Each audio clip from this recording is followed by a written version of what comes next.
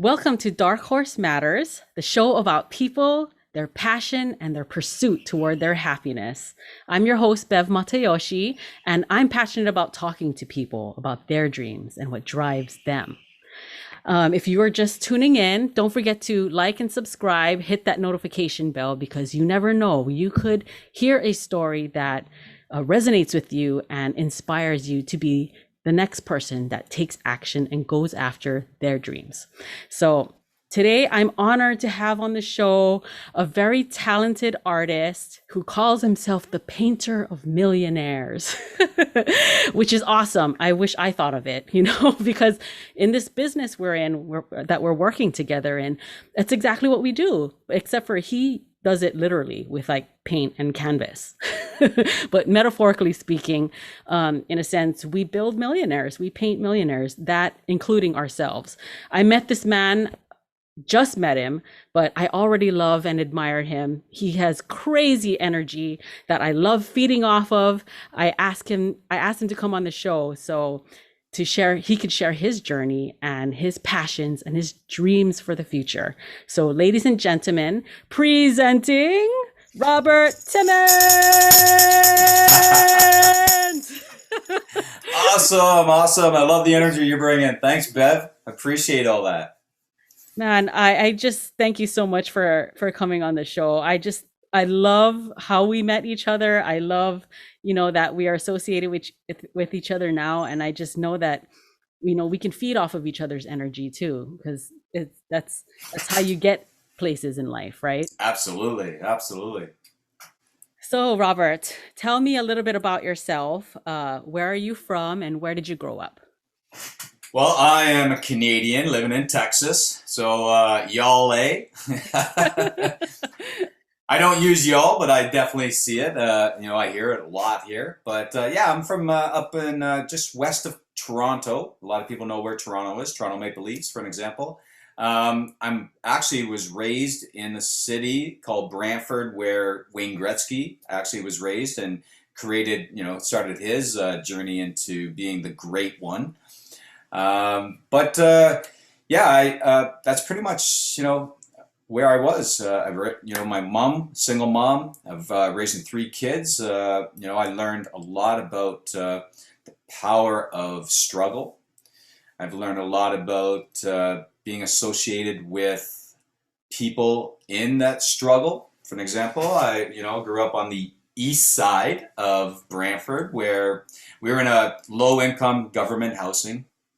A lot of single moms. If there was fathers around, they were in jail, and they'd come back. And, seen a lot of things. I grew up kind of from the neighborhood kids because my mom was working 4 jobs a lot of the times. So, I seen a lot of that darkness to also, some people got out of there, like myself. It took me a long time to get through school.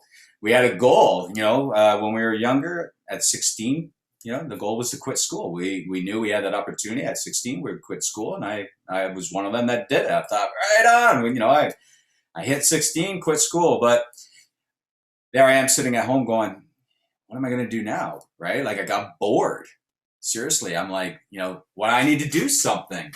So, I went back to school. I was someone who said, screw this. I'm going back to school, and on and off, I quit, got kicked out, got kicked out, how to do things, get back in. It took me about 9 years to get my high school diploma, which normally should have taken 4.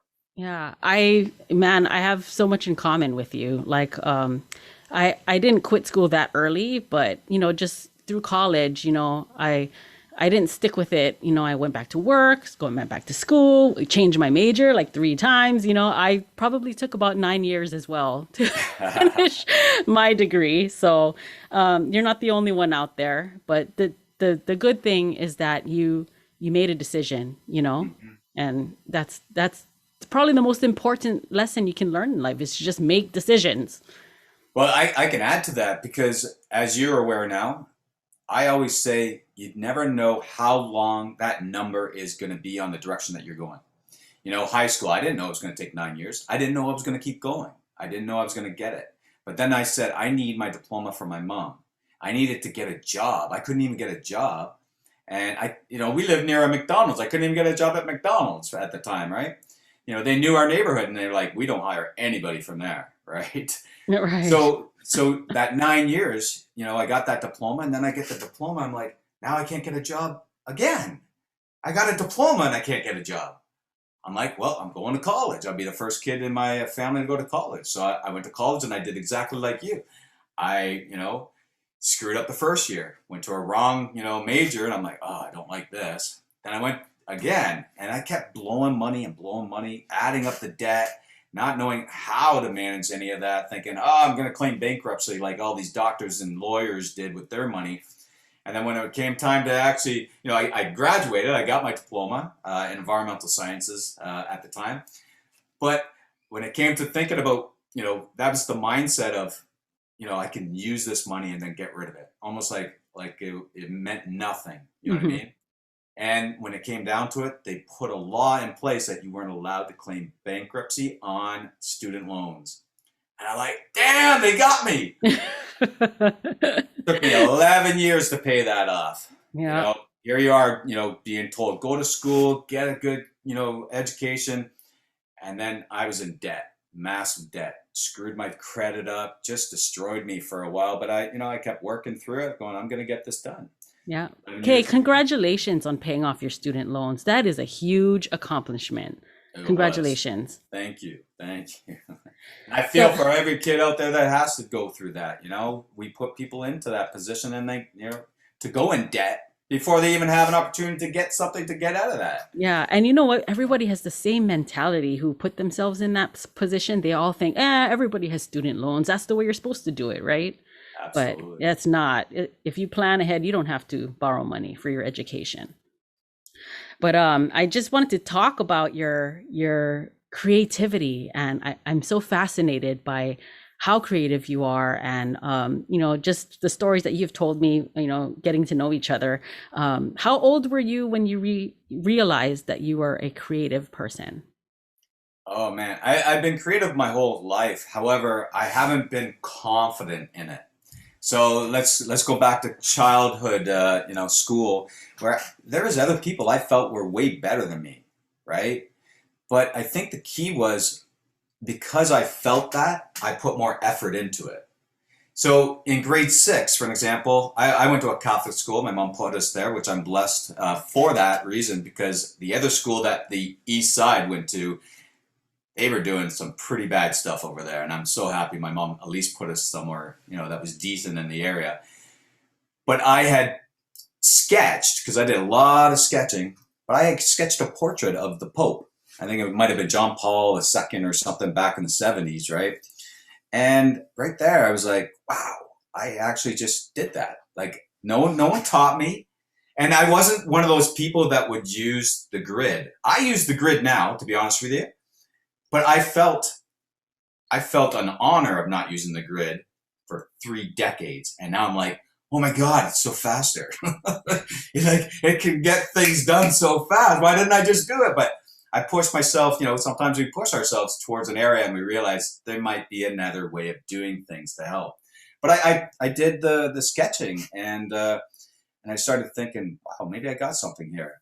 And I just kept doing it, while the other people who I thought were better, they could create things faster, They didn't put that practice in. And they kind of went away. And then they started looking at me as someone, because I was starting to get a little bit better and more detail and more color, or whatever it was. And even to this day, they're like, I knew you were going to do this. I knew you were going to do that. And it was pretty cool. But yeah, I guess grade 6 is kind of when I really started to really see a difference. Wow. Yeah, I've always been, really into art as well since I was young. But I can honestly say my skill in it probably didn't show up until high school. I actually took an art class freshman year. It was the only year I took art as an elective in high school. And that's where I learned that technique of the grid. And I've been using it ever since too. I love it. And now with the digital world, there's so many other ways to cheat and make your art happen faster. But I wouldn't say cheat. I wouldn't say it's cheat, because you still have to create from that grid. That's true. That's true. It's just a better, faster way to keep symmetry. Yes, of yes. whatever you're doing, right? Yeah, but I just admire that about you. And can you tell me about like your, because you, for a while, you got kind of known as an artist, right? With the ocean paintings that you did. Can you tell me about that a little bit? Oh, it's a great story because I'm still living it and I'm still connected in a global manner with a lot of these people. But how it started was, okay, here I am in this small city after college is done. I've been working. I'm up in this small city. I'm single at the time. And I'm like bored and depressed. But I didn't know I was depressed, right? Until I left that black cloud. I'm like, oh my God, my life was like standing still there. And I went to the big city of Toronto. So I moved to Toronto, and my whole objective of moving to Toronto was to do something with my art. I'm like, I got something here. I'm sick of this job. What can I do with my art to push it forward? Like, I didn't know what to do. So I'm like, let's go to a big city. I see on movies, every time someone goes to a big city, their life changes, they'll come back and they're like, who are you? Their family don't even recognize them. And that's kind of what happened to me, to be honest with you. So I went to the big city and I started, getting into these co-op galleries, and I was, they were doing trainings. I was learning about this curriculum vitae, which I never heard of before. I'm, checking out galleries, which gallery would match me, and I'm trying to learn all this system. And now to the point, you don't even need a gallery. We have the internet. These galleries are probably hurting unless you have $1 million paintings, then they can actually showcase them. But I watched a documentary. I was going on a date with this girl who loves sharks. And there was a documentary out, and I love documentaries, and it was about sharks. It was called Shark Water. I definitely recommend you searching that out. Amazing guy who sadly passed a few years back, fighting for sharks. So this documentary is about the issues going on with the sharks. I'm sitting there watching it, and it triggered me that not only are they killing taking these fins off these sharks, they're throwing them back alive and they're dying, right? They're drowning. That was one part. So that affected the girl I was with on a deep level because she loves sharks. I went a little even further because in there he was teaching us the power of the shark to the global population. So the ocean is 70%, right? We're 30% land, kind of like our body. We're 70% water and 30% kind of the rest. Every second breath you take comes from the ocean. Every second breath. And being an artist like yourself, Bev, when something emotionally hits you, you feel you got to create something. So something has to come out of that fire. Like my heart went on fire going, oh my God, there's something bigger here. And she's like, no, just sharks. I'm like, no, there's something. We got to save the sharks because they're the apex predator of the ocean. They're upholding the balance of the ocean's, ecosystem, which is actually ultimately connected to us if you go the other way, because they're protecting that and that balancing it, they're allowing that oxygen to go. Now, when we off balance, these plants are going to be eaten at an alarming rate. The populations of the fish are going to go. They're going to be narrowed down to the point, almost like a feeding frenzy. It's going to go down to nothing. And if that goes down to nothing, we got major issues already happening in the ocean, which I've learned over years of painting. But it created a fire in me, and I'm like, I got to paint the story of the sharks.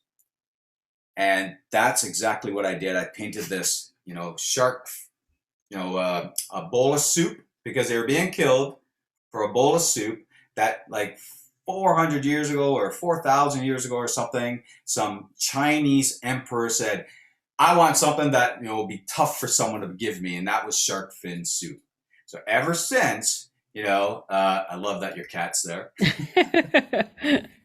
Ever since, the status symbol of having shark fin soup means that you are a little higher. So at every wedding they would serve shark fin soup. Not realizing that a lot of people go, oh, China. It's not China that's out there doing all the fishing. It's the global impact of fishing out all the sharks to give it, the sharks have become like gold, like a gold mine. They don't have to raise the sharks. They don't have to do anything, feed the sharks. They just pull them out, cut the fins off, throw the bodies back in. Now they can add more fins to their boat and cash them in for money. So not only, the fishermen cash it in for a little bit, then they go up and they sell it for more, and then they sell it for more, and they sell it for more, till the next thing you know it, these, prestige restaurants are serving it at $400 a bowl. Now, we had, as things moved on, this is going to be a bit of a story. Hopefully you're okay with it. As we moved on, I started seeing more issues. I seen the killing of whales, the killing of dolphins, the killing of seals in Canada, the decline and the endangered 7 species of turtles, sea turtles, all endangered. Issues happening everywhere. So I started painting all these things. I was calling them awareness paintings because I knew if someone became aware, they might take action. Because a lot of us say, I don't know, I don't want to know, ignorance is bliss, blah, blah, blah. You know what? If you can learn about something and now you've looked at my paintings, you were given the story, and now now you have a choice to either take action or ignore. But that's a choice now because and you do that with any kind of knowledge, right? When you know something, you can say, whoa, I wish I didn't know that. Or you can say, how can I help? Right. What steps can I do? So I created, a network of amazing people all around the world. I'm like, wow, there's other people here fighting for sharks. Facebook was kind of new. 2007, I seen the documentary. The end of 2007, I started, on Facebook, which was pretty new at the time. And I started finding all these people that were interested in this. I'm friending everybody that wants to do, because there was no restrictions on Facebook then. And then started building these amazing networks of people fighting. And, I got into protesting. I got into public speaking for sharks. I got into fundraising, charities. I was like, now that people are like bringing me on their documentaries, I was, writing articles. I was a part of everything. It was incredible, and it's just like anything you get into, you don't know where it's going to go. But I always say, opportunities are going to start opening up because you've highly focused yourself. And I say, take every opportunity that comes your way that matches what you're doing, because that's going to open up more doors and more things. And it did. It opened up a lot of stuff. I started helping Sea Shepherd Conservation Society, and I just interviewed him on that podcast, Paul Watson. He actually was a co-founder of Greenpeace. And then in 1977, he was considered a radical in Greenpeace. So they kind of like removed him. So he started up Sea Shepherd, which do radical things. They ram ships to stop, the killing of whales. They do a lot of amazing stuff out there for all the ocean itself. And I started and ran their chapter up in Toronto for 5 years. I also befriended all the amazing people in Toronto that were fighting for different types of animals. I went vegetarian, then I learned the word vegan, and I learned how to be a vegan. So I've been vegan for 12 years. And I have to say, all this stemmed from my art. All of it. That is so Everything cool. From that. That is so cool that, being creative can ignite this fire in you and this passion to just be involved in everything that you're passionate about. And that it started off from a documentary and then paintings. Like, I think that is just so incredible. Well, one cool part, if I can add to that story, was I was interrogated in Japan too. What? There's a documentary called The Cove, and The Cove won an Oscar. It was the first documentary to win an Oscar. It's really well done documentary, but it's about the killing of dolphins in Japan, right? And in I forget the name of the region, but gorgeous area. I went there twice in 2011. And, so the second time I went in, I was red flagged. They knew I was there before. They knew I was there, in regards to the dolphin slaughter happening in Taiji, Japan, a little small village. And I flew into Tokyo, and I had to get a connecting flight over to Osaka.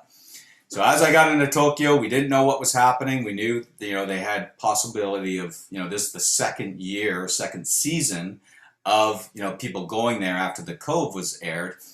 And dude goes, hey, 1 second. Guy came over and goes, come. And I'll tell you, very animated in Japan. Very, like, their signs, colors, everything. It's really cool and very animated.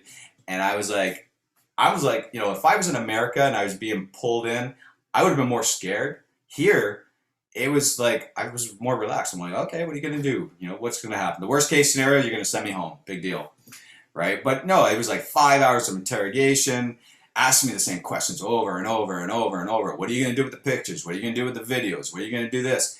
And I got so tired of it. After 5 years, I said, I'm going to paint them. And then they look at me. One guy didn't know any English. The other guy was an interpreter. And he goes, you're going to paint them? I was like, oh no, I got another 5 hours of talking about how I'm going to paint them. But their whole objective was to see if I was going in to be paid by Sea Shepherd. They thought, okay, are you here to work and are you getting paid? And they found out that I wasn't and everything. They let me go. And I was the last person to get onto my connecting flight. Like, that's how fast, they used me right up to that point of getting onto the flight. And I was able to go in there and document the slaughter of dolphins so the world can see it. It was pretty cool. Definitely a good story. And, that I can tell my grandkids. Wow, that is amazing that you've experienced all of that. It's crazy. And I'm so happy for you that, you're motivated like that it can just get you going and going after, what you're passionate about. And it's crazy how life happens and, things change, even things that you're passionate about changes. So, with that being said, like because we met each other in the financial services industry, and it's just funny how our friendship started. That is just random, so random.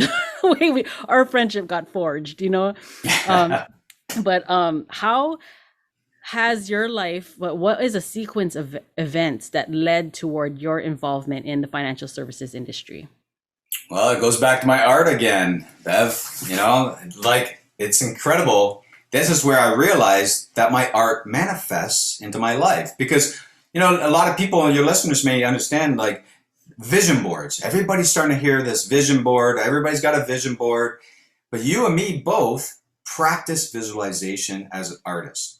So we have a power greater at a higher frequency that we use because we highly focus in that area.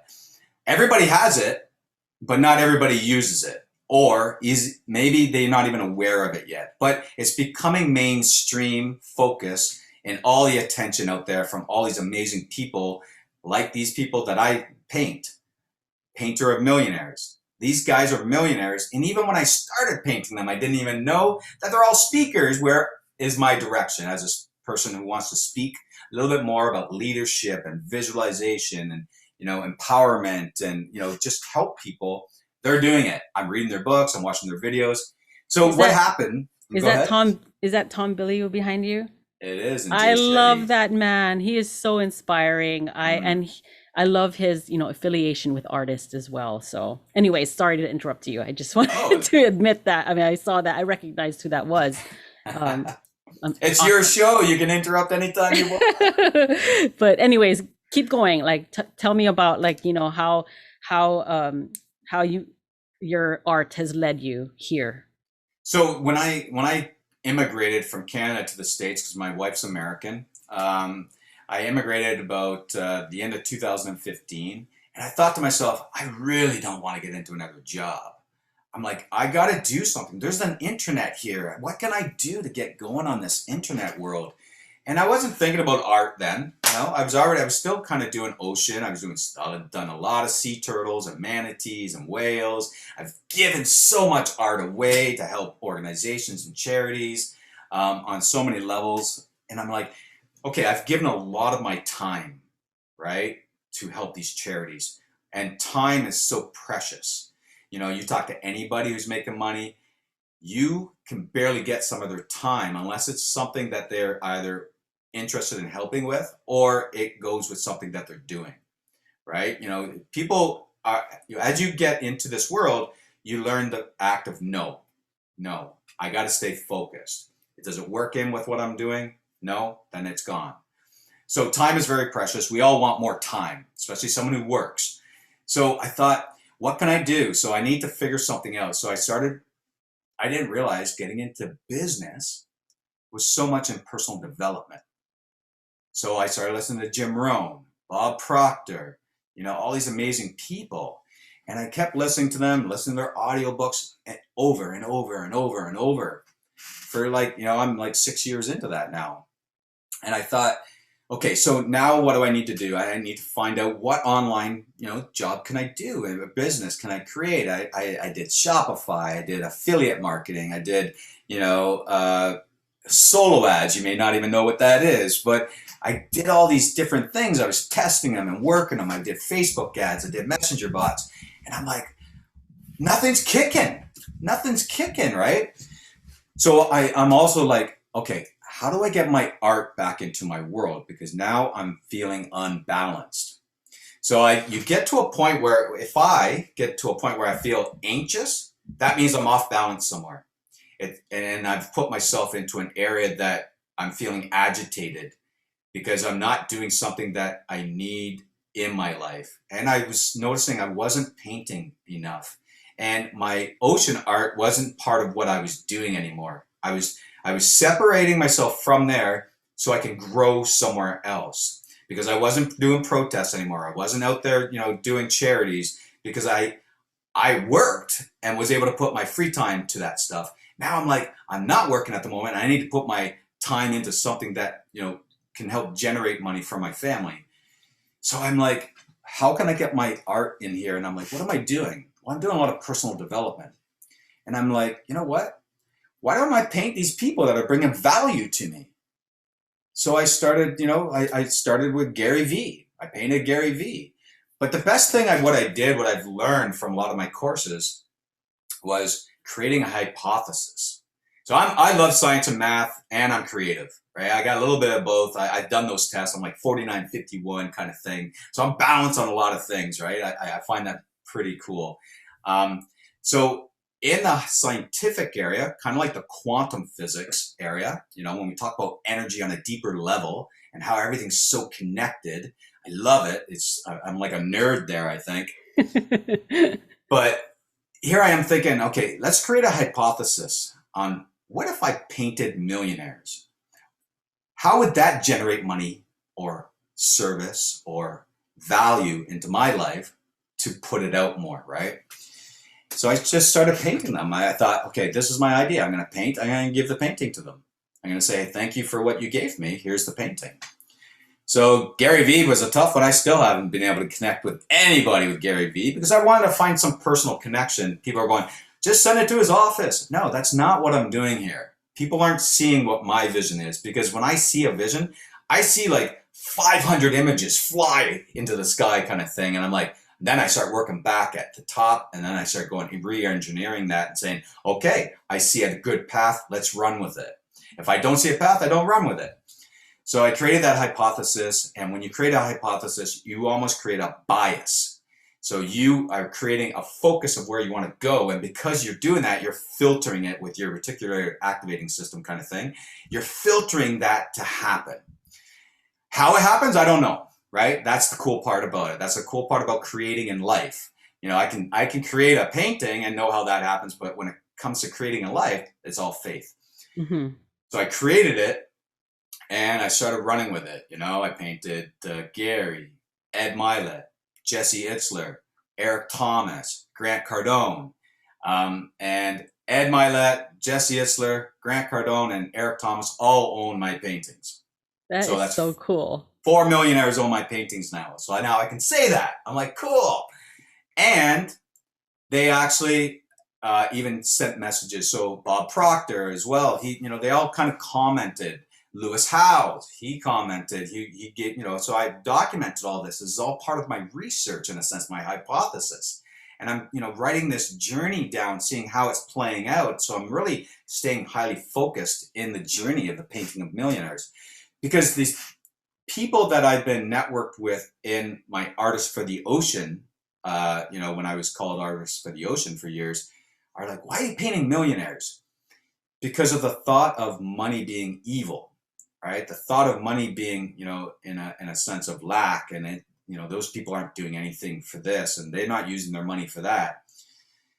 But I keep trying to tell them they're providing value to me, and because they're lifting me up into a higher vibration, that helps my family, right? Because if I'm a little bit better every day, then I'm better for my family on a bigger scale. So I'm not looking at a short term, I'm looking at a long term when it comes to this.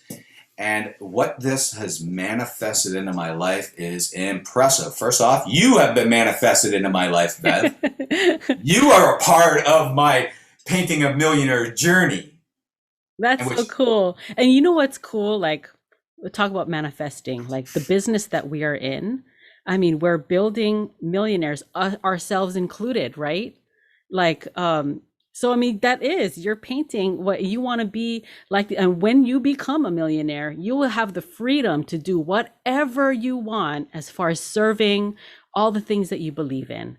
Because that's what money is. It's power. If it's used properly and you know how to build it properly, you can pretty much do whatever you want that will give and serve other people and the world, just create a more beautiful world, just like your paintings. Absolutely. And money is energy. People have to realize that. And energy isn't negative or positive.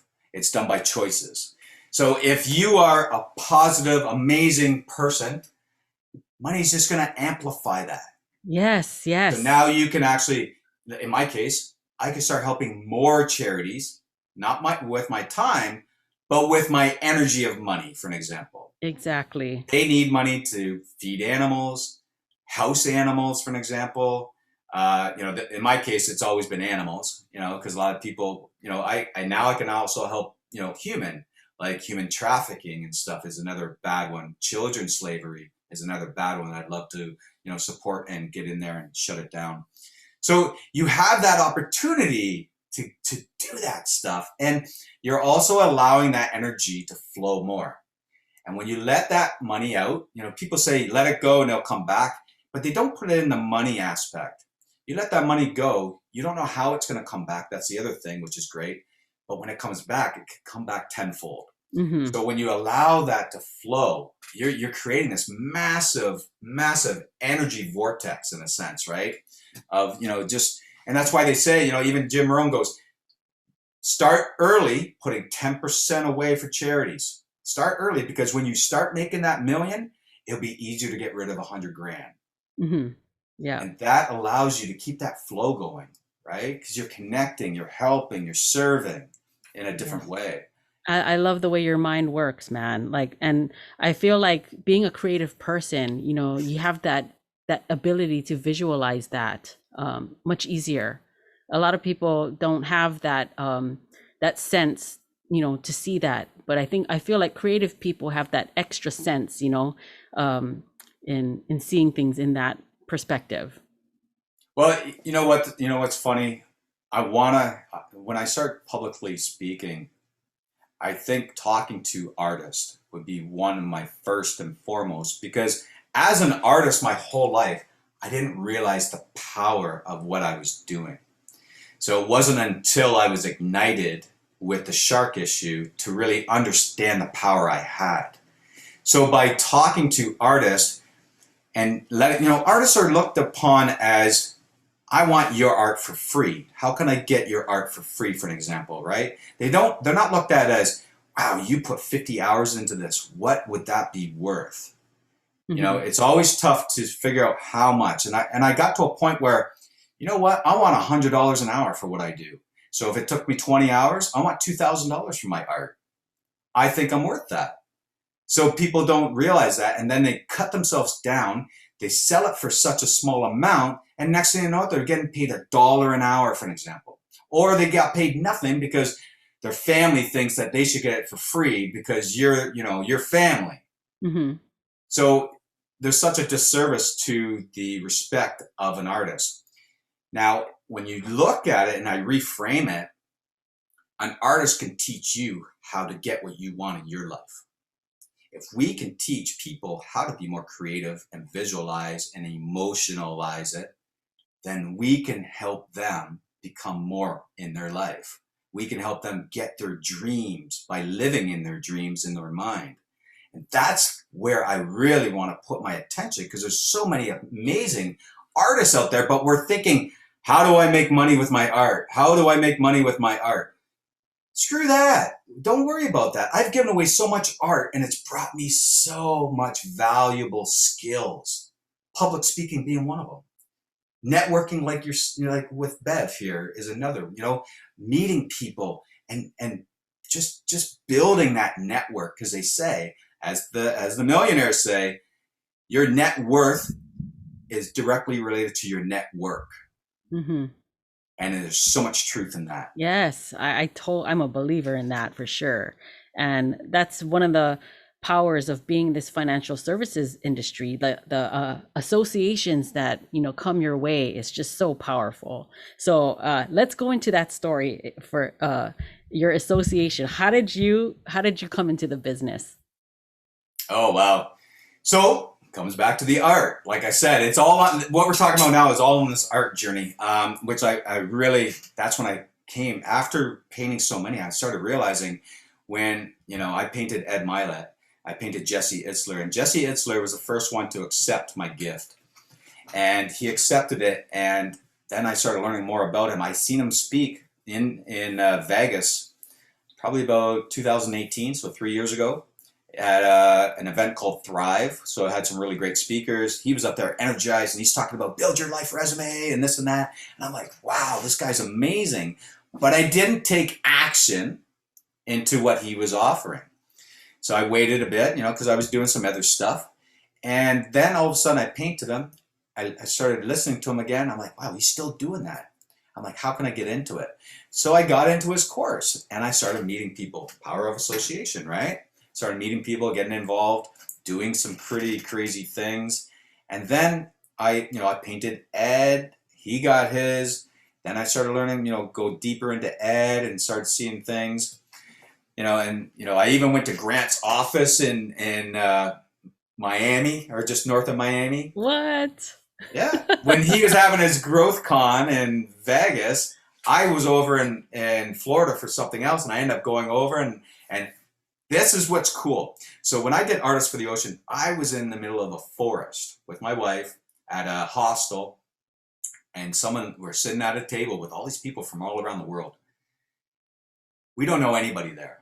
We're sitting there, me and my wife, and this is not the first time, but this is a funny story. And we're talking, and the lady across from us goes, wait a second, are you Artists for the Ocean? And I'm like, yeah. And my wife goes, oh, more people. He gets noticed for his art, everywhere. It's not really my art. It's the action that came with it. Mm-hmm. So it's not really going to be my painting millionaire. It's going to be the service I provide. That's kind of the direction that I'm heading. So I on my podcast was created from the act of wanting to speak, and then the COVID came. So I thought, well, why don't I interview speakers? So if I interview speakers, I can take the value that they have, and they're not doing anything now because all the conferences have shut down. And then let's put them on the platform and see if I can start getting their message out further. And that was building a network. That was building such strong rapport, right, with these people. So I interviewed this guy named Bill Woodage. He's one of my podcast shows. I don't remember the number, but it's an interview with a CEO of $1 million company. So he started from scratch out of Pennsylvania, built his way up to building up $1 million industry. So we talked about sales. We talked about a lot of great things, mindset. Everything's about mindset and resiliency and challenges on my podcast. And so the next day, here at the moment, I'm like, I got to get into the limitless area. And the limitless area is getting into some sort of sales, I thought, right? So I'm thinking, okay, I lost my job in COVID. I'm back square one. How, I got the podcast going prior to that. I was meditating prior to that for like 3-4 months. So I pretty much meditated myself out of my job because of my focus where I was going. I felt blessed that I lost my job, really blessed. I still do, because so much powerful things have happened. So I said to him, I said, Bill, you mind if I bend your ear on a phone call? This guy's running $1 million company. I'm like, I built that rapport with him from my podcast show. He goes, absolutely. Tomorrow I'm available for 1 hour at this time. If you want to, we can get on the call and we can talk. So I get on the call with him. I'm like, Bill, I understand, the act of, getting into sales. I have a lot of, energy and action in me. I want to learn that skill and push forward into a business aspect and how I can go somewhere. And he kind of said, well, this is what I'm doing, because I had a lot of people coming at me and they were like, it felt like they were cockroaches trying to grab at me, pull at me, hey, come with us, we want you. And so that's why I went on the phone with him, and he said, I'm in the PNC business, property and casualty, but I have someone I want you to meet, someone who may be in the area that you're looking at. And his name is Jamar Spell. And Jamar, he gave me contact. I phoned Jamar, and Jamar's like talking in the abundance language and everything. And I'm like, is this guy real? I started questioning myself. But I also said to myself in 2020, when things hit the fan and I was like in that world of let's make something happen, I said to myself, I'm not going to battle the flow of energy. I'm not going to go against the current. If something's flowing to me, I need to see, is this what I want? Is it aligned with what I want to do and where I'm going? And I accepted what he was saying. I said, okay, let's talk. So we talk and he's telling me some stuff and I'm like, okay, I need to do some research. And I thought to myself, you know what? I painted Ed Milet and I said, he made his money. This guy's worth $400 million roughly, right? He made his money in the financial industry. I'm like, I wonder if, I did my research. I'm like, holy crap. He's in this exact industry. And I said, I phoned up, Jamar left a message saying, dude, we can talk Monday because I think we were going to have something later on. I said, I'm coming on board with you, man. So let's talk Monday. Something happened. He goes, well, what happened? I go, we'll talk Monday. So I let it be. We get on Monday and I'm like, how do I get involved? Because this flows with what I'm doing, what I want. And I love how you're talking. However, I got one stipulation. He's like, what? I said, I'm flying to live with you for 4 days. And he's like, what? I said, if you're serious as I am right now, I'm making a decision today. I want to stay with you for 4 days and shadow you. And he's like, all right, when do you want to come? I said, 2 weeks. So I'll get my ticket today and I'll tell you the times, 2 weeks. And he goes, tell me the times and let's do it. So I told him we got it set up. I flew over to California and I was blown away that this guy had more energy than me. I was like, oh my God. And I told my wife, I go, can you believe this guy has more energy than me? She's like, no way. Because I was considered tireless in the animal movement. Tireless, because I was doing 4 events in 2 weeks. I did like almost 100 events like in 5 years. I was like going crazy, right? All my free time was just events. So now I'm like, let's put that into this world and see what I can do. And he brought me through everything. We were, oh man, I was just so like, this is it. I love this. This guy is amazing. He's correcting words that I'm saying because the power of spoken word is amazing. And I didn't realize I was saying certain things that could have defeated where I wanted to go and what I wanted to do. And I'm coachable. When I want to go somewhere, I'm coachable. So I was like, awesome, dude. Thank you. I appreciate that. Yep. Let me know anything you can. I'm here, man. You're my coach. You're my mentor. Let's do this, right? So 4 days of powerful, witnessing how he ran. He had 2 podcasts himself. He has, his PNC job. He was doing leadership training at businesses, and he was in the financial industry. So I was only one part of his thing. But while I was, he also set me up. He did an interview with me on his podcast called Vested, and then he has his own personal one. But I was like blown away. I'm like, really, this stuff's manifesting. This stuff's manifesting into my world. This is powerful stuff. And this is what I want to tell people.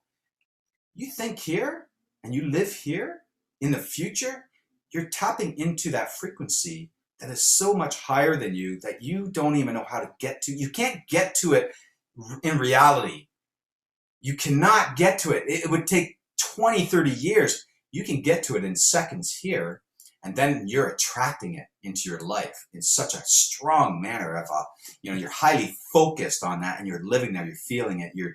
My hair stands up on my body when I know I'm emotionally connected to what I'm thinking about, right? Yeah. And so that's how I got in, and it's been amazing ever since. I've been in the financial industry. I'm in my 4th month of action now, and it's been amazing. Just last month, I doubled my business. I brought on 7 agents into my business. I have 10 licensed agents at the moment in my business, 3 that need their license. So I got about 13 people, and it's just incredible. Like, I'm just loving it. I'm like, my energy, the more you get into something at the beginning, it's always, you're in like training wheels, for an example. You got to learn. There's so much information, but you got to learn. You got to watch. You got to listen. You got to be coachable. And then you get into that area where, okay, you know some stuff. Now you get, set yourself free a little bit. You start getting a little better. And then you get into that flow area where you're just running the shit. You're just going there. I'm not in the flow area yet, but I'm so close in some areas. And I'm just excited about how I can now help people and how my energy is limitless within me and limitless in my service. Yes. And that's what I love.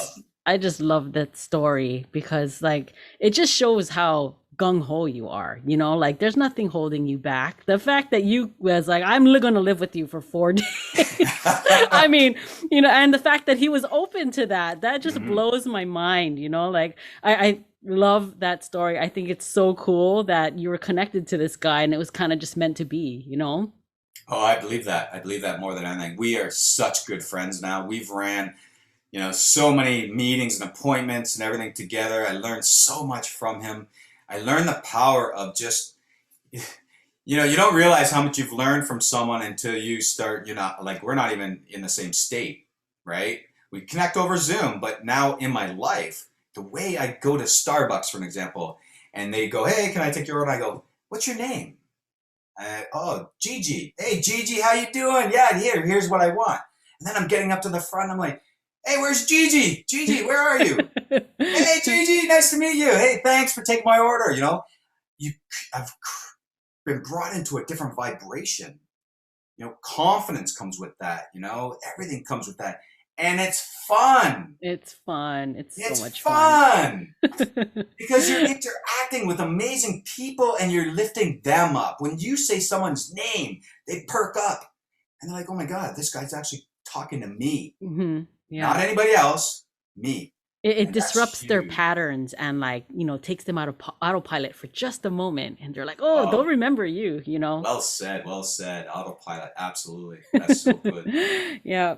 So, man, I mean, this whole process, I mean, you already were a peak performer prior to this business, but like how is it affecting you now? Like how is it affecting your passions now? Like, what are you passionate about next? Like, do you have a very specific goal in mind that you want to do next? Like, how do you see yourself in like the next five years or so? Well, I meditate on a daily basis, so I'm always thinking forward. But the thing about meditation and where you are, you only know so much. So you branch. Every day is like a compound of yesterday's thoughts. So you branch as much as you can. And sometimes we don't dream big enough. So I don't think I'm dreaming big enough. I put in a 10-year plan, but I keep saying to myself, I'm going to get that at 5. My 10-year plan is to have 1,000 people in my agency. But I think I'm going to get that at 5 because we are in the virtual world now. Mm-hmm. Things have collapsed, man. I'm not out there, talking in person. I'm talking all across the nation now. I have people in Arkansas, Wisconsin, Florida, Ohio, everywhere. And it's like, I'm just in love with this, right? Because I wanted something online. But where am I going? Well, first off, my first objective, my big why is retire my mom. My mom's 72, just turned 72. So I have to adjust my manifest, thing that I say because, I like to create a manifestation of what I want, in detail. And I read it. I also record it so I can listen to it. Because a lot of times, when you're working hard, I get tired, and reading isn't my best thing. So I love listening and feeling the emotion. And one of them was, when my mom turned 72, I want to retire. So I got 300, less than 365 days now to retire my mom within my why. And, she's still working a full-time job. So she was the main reason that I wanted to do something online, wanted to get into something that was not a ceiling, meaning a W-2 job. And I think her mixed with the painting of Millionaires brought me to the financial services, because it was the financial literacy that she didn't have that put her in where she is. So now she's tied to a factory job for the last 30 plus years, and at 72 does not have the money to retire. If she lost this job, which could happen in many ways, being at 72, she would not be able to keep the home that her father gave her. So there's some big things here that are at play that, we need to have a why to push us to say, I'm tired today, right? But it's like, wait a second, I need to do something today because my why needs me. And that's the huge part, right? So yeah, my mom's my big why in my dreams. When I was younger, I rode off one of her Mustangs. Bad guy. Luckily, I'm still here because I kind of twisted her frame of her car. Felt really bad. I was young. And so my thoughts are always, I wanted to get my mom a red Mustang. So now in my dreams, I've already given it to her. I've given her a red GT convertible Mustang with, beautiful seats and everything, like just everything. And I remember going in my mind, I'm going up to her and I'm like, my mom's like, what is that? Like, you bought a car? And I'm like giving her the key saying, it's yours, Mom. And she's like, what? No, I can't afford this and that, because that's the mindset my mom's in, right? Like, I can't afford this. I'm like, Mom, it's bought. It's yours. And right now I'm getting tingles, man. I'm getting tingles because I've been thinking about this probably for a year before I even got in the financial industry. I just, you don't know how things are going to manifest when they manifest, but you are thankful that things are happening the way they're happening, right? As they come. And I know I have a date in my manifestation of next year that I'm going to, hand her those keys. Yeah. So I know it's happening. I know it's going to happen. You're the kind of person I can see, whatever you say you're going to do, you're going to do it, because that's the kind of person you are. You make promises and you keep those promises, and the amount of energy you put into manifesting these dreams into real life, it's so inspiring, Robert. And I'm so glad that I am associated with you and that I can feed off of your energy, and hopefully you can feed off of mine as well. Yeah. It's so powerful, and I just appreciate you coming on the show and sharing it with all of us. So I want to ask you now, how do you, with everything that you're doing, how do you hope to inspire others, the people that are watching this show today? Well, if I can inspire, if I haven't inspired you yet, then I haven't done my job.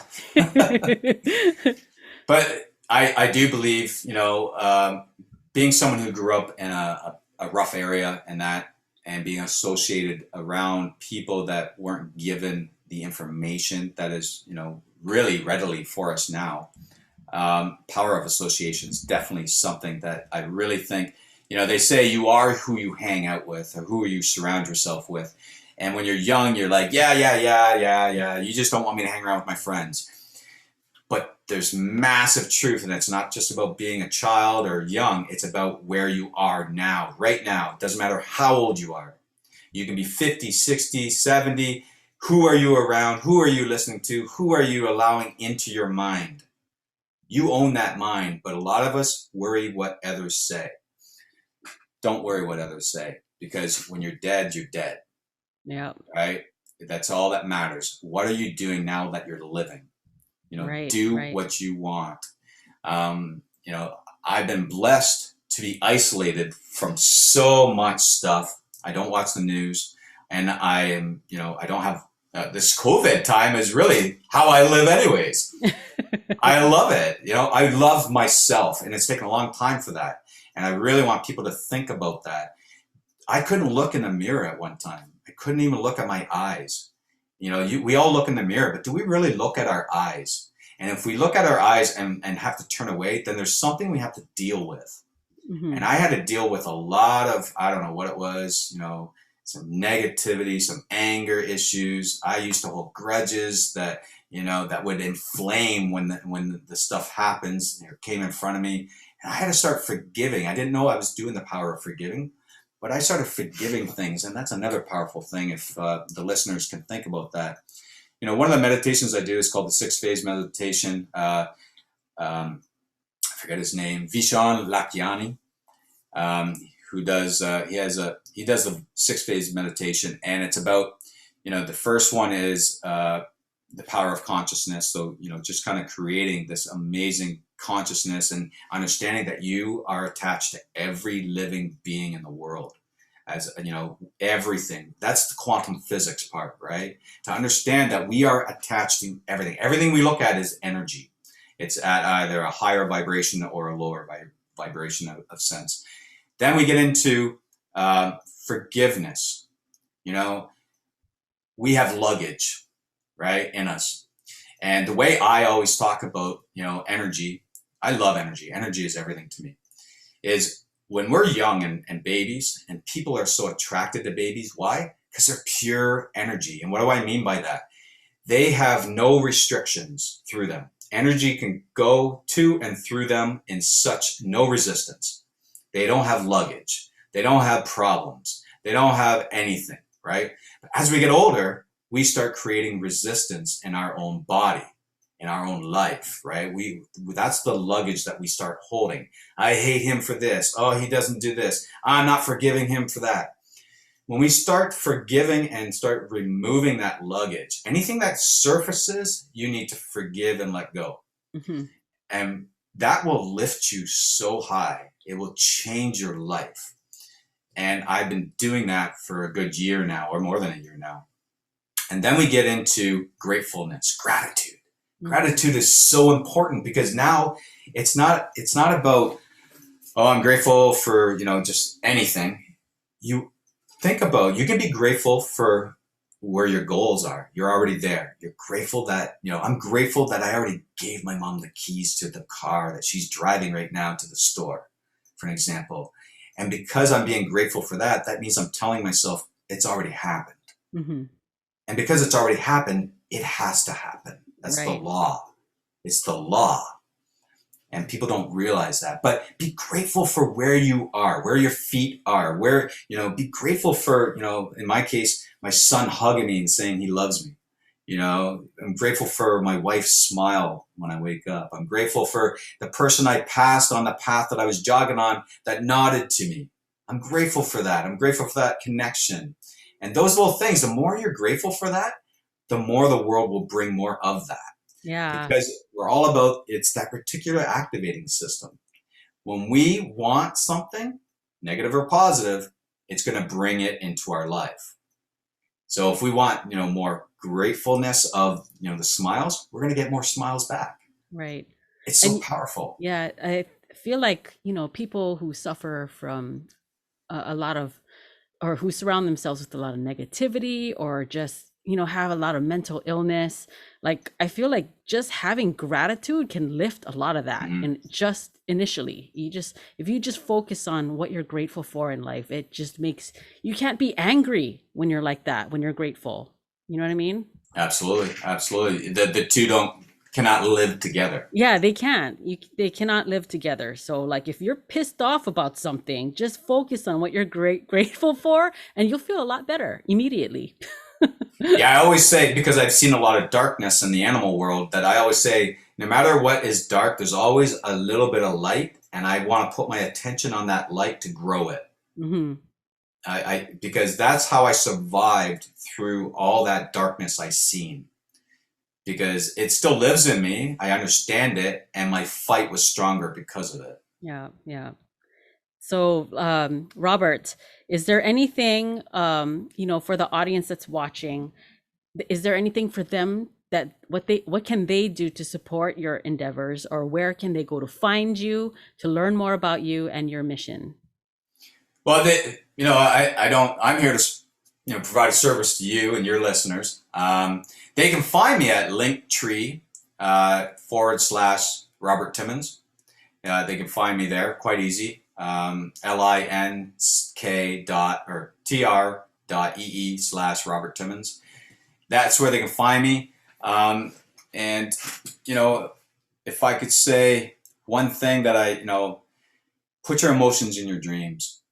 Without dreams, we're not growing. We're not going anywhere. We have no purpose. We have no, direction. And, if we can utilize that power within us to create the life we want, like you say, someone who's angry will say, I got nothing to be grateful for. Well, are you full? Did you eat today? Did you have a bed to sleep in? When you get that simplicity into your life and be grateful for those things, the rest will go away. Mm-hmm. You change your focus and direction, the rest will go away. And then all of a sudden you'd be like, wow, what happened? Where was I? You're 2 weeks in of already compounding that gratefulness. Yes. But I just say, check me out, check out my show, The Robert Timmons Show. It's all about mindset machines, because mindset is the fertile ground of where your ideas and seeds grow from. So the stronger you get your mindset, the stronger your life and your value and your ideas will grow into such a powerful service, because we're all about providing a service to others. And that's what me and Bev both do. We provide a service to help families. And that's my key today. Yes. Thank you so much. So much nuggets today. I enjoyed your presence here, and I'm sure the people watching, I'm sure they're getting a lot of value from it as well. So thank you again, everyone, for joining us on DarkHorse Matters, the show about people, their passions, and their pursuit toward their happiness. If you enjoy the show, please don't forget to like and subscribe, share it with your friends. I'm super blessed and just grateful, for your support on making your dreams come true. So until next week, be passionate.